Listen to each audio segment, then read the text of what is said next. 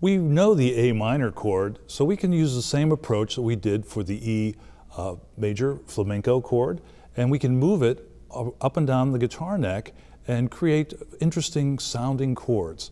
So if I look at the diagram, I see, ooh, 6th fret. So I'm going to take my A minor chord, and I want to be able to count up. There's 3, 4, 5, 6. So that means I'm in the 6th position, and that's showing me to take this, and it's okay to make a little squeak.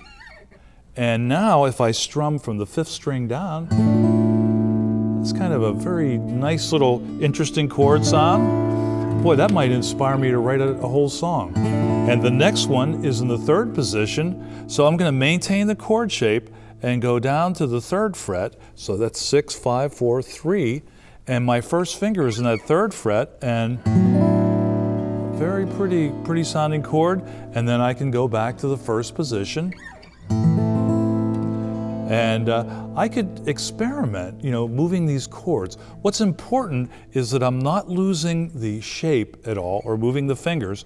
I'm just going to relax a little bit and go up to the 6th position, go down to the 3rd position, and down to the 1st position.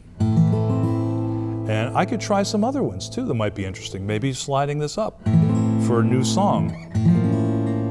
A little more. Couple more.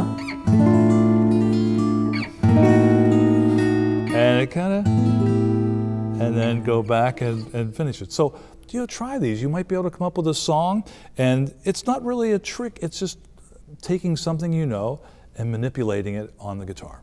Yeah, Bill, I just wanted to add, so just to reinforce, you started with a really standard chord, A minor.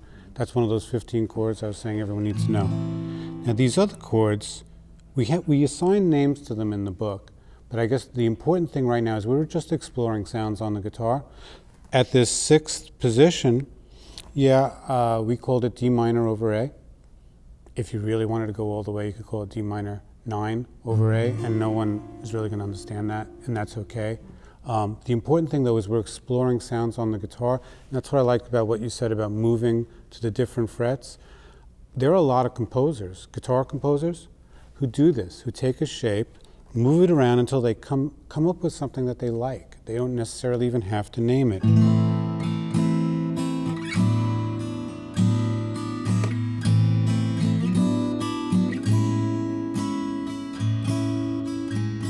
So without even giving names to those things, it was that one shape, and if I really like that, then maybe I'd put a melody and a lyric to it. So you can experiment and get creative.